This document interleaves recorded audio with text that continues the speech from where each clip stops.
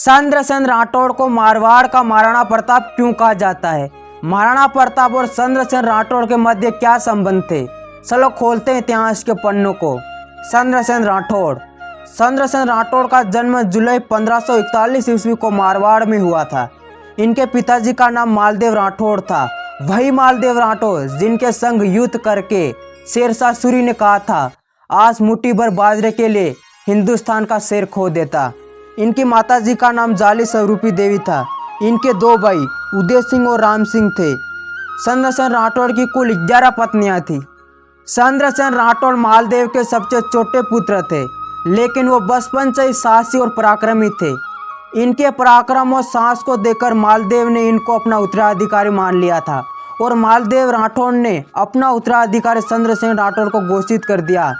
इसी कारण चंद्रसेन राठौड़ के दो भाई राम सिंह और उदय सिंह मालदेव राठौड़ से नाराज हो गए और यहीं से इनको उत्तराधिकारी को लेकर संघर्ष शुरू हुआ।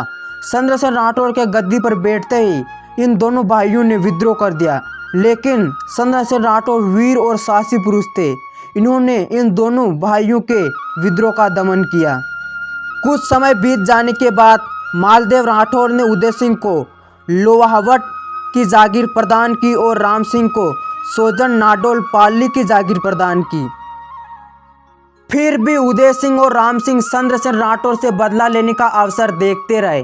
बदले की आड़ में ये दोनों भाई अकबर के दरबार में पेश हुए और चंद्रसेन राठौड़ के खिलाफ विद्रोह के लिए अकबर से सहायता मांगी। अकबर फूट डालो राज करो नीति का शासक था। अकबर ने अपना राजनीतिक स्वार्थ देखते हुए उदय सिंह और राम सिंह को सहायता प्रदान करने के लिए हुसैन कुली खां के नेतृत्व में जोधपुर मुगल सेना भेजी। मुगलों की सेना जोधपुर पहुंची और उनमें चंद्रसेन राठौड़ के दो भाई भी थे। चंद्रसेन अपने भाइयों को हराना नहीं चाहते थे, लेकिन उन्हें बहुत दुख हुआ जब उन्होंने देखा कि उनके दोनों भाई अकबर के साथ मिल गए। विवश होकर चंद्रसेन जोधपुर से बदराजुन चले गए। 3 नवंबर 1576 को अकबर ने नागौर दरबार का आयोजन किया, जिसमें आसपास के सभी राज्यों के राजा आए, जिसमें प्रमुख राजा बूंदी के सूरजमल सिंह, जैसलमेर के हरराय बाटी, बीकानेर के कल्याणमल। जोधपुर से चले जाने के बाद चंद्रसेन राठौड़ की आर्थिक स्थिति बहुत ही बिगड़ गई थी और उनके पास बड़ी सेना भी नहीं थी। जो सेना थी उनका भी भरण पोषण नहीं हो पा रहा था। ऐसी गंभीर स्थिति देखते हुए चंद्रसेन राठौड़ ने निश्चित किया कि अब मैं भी अकबर की अधीनता स्वीकार करूंगा, अब मैं भी नागौर पहुंचूंगा। जब चंद्रसेन राठौड़ नागौर दरबार पहुंचे, नागौर दरबार में चंद्रसेन राठौड़ के दोनों भाई उदय सिंह और राम सिंह भी आए हुए थे। अकबर के नागौर दरबार लगाने का उद्देश्य ये था कि शुक्र तालाब का निर्माण करवाने व अकाल रात कार्य के बहाने मारवाड़ के राजाओं को अधीन करना था। जब चंद्रसेन राठौड़ ने नागौर दरबार में देखा कि वहां के सभी राजा अकबर के सामने झुककर सलाम कर रहे थे, तभी चंद्रसेन राठौड़ ने सोचा कि मैं मर जाऊंगा, लेकिन मुगलों के सामने कभी भी नहीं झुकूंगा।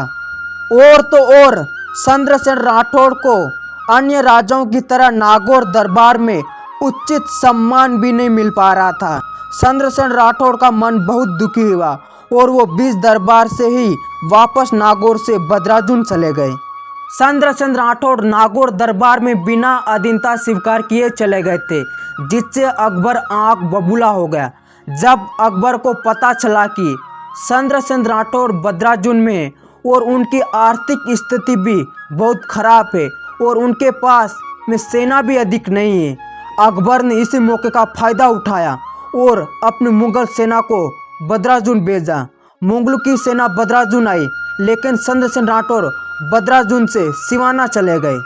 चंद्रसेन के पास पूरी सेना नहीं थी, तो फिर उन्होंने सोचा कि ऐसे तो मुगलों का सामना नहीं किया जा सकता। बाद में उन्होंने सिवाना में छापामार रणनीति का उपयोग किया और मुगलों के कान नाक में दम कर दिया। अकबर ने 1575 में जलाल खान के नेतृत्व में मुगल सेना सिवाना भेजी, लेकिन जलाल खान चंद्रसेन राठौड़ के हाथों मारा गया और चंद्रसेन राठौड़ की जीत हुई। फिर से अकबर ने 1576 ईस्वी में शाहबाज खान के नेतृत्व में विशाल मुगल सेना सिवाना भेजी। अकबर ने सोचा नहीं था कि चंद्रसेन राठौड़ को हराने के लिए इतनी बड़ी विशाल मुगल सेना भेजनी पड़ेगी। शाहबाज खान ने सिवाना पर अधिकार कर लिया, लेकिन चंद्रसेन उनके हाथ नहीं आए और चंद्रसेन सिवाना से निकलकर रामपुरा चले गए। अकबर की सेना ने उनका पीछा किया, लेकिन चंद्रसेन राठौड़ पकड़ में नहीं आए। चंद्रसेन राठौड़ रामपुरा होते हुए बांसवाड़ा पहुंचे, वहां प्रताप सिंह के पास शरण ली। वहीं से आगे चलते हुए 1577 से 1578 ईस्वी में चंद्रसेन राठौड़ की मुलाकात मेवाड़ के महाराणा प्रताप से हुई। महाराणा प्रताप ने चंद्रसेन राठौड़ की भतीजी फूल कंवर से शादी की थी, इसलिए महाराणा प्रताप चंद्रसेन राठौड़ के जमाई थे।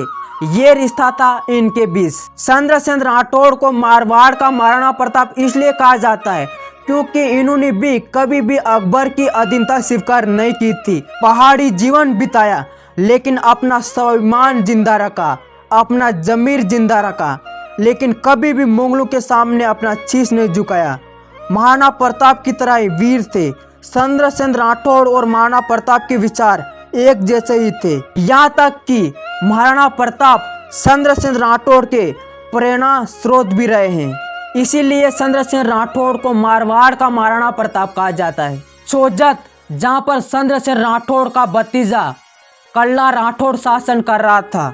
सोजत, जहाँ पर 1573 ईस्वी में हुसैन कुली खां द्वारा अधिकार कर लिया गया था। 7 जुलाई 1580 ईस्वी को चंद्रसेन राठौड़ ने सोजत पर पुनः अपना अधिकार किया और चिचाई की पहाड़ियों पर अपना निवास स्थान बनाया।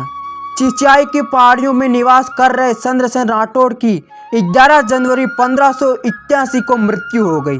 चंद्रसेन राठौड़ के जीवन से हमें एक बात तो सीखने को मिल जाती है कि दुश्मन के साथ हाथ मिलाने से तो अच्छा है देश के लिए गर्व के साथ शहीद होना। जय हिंद।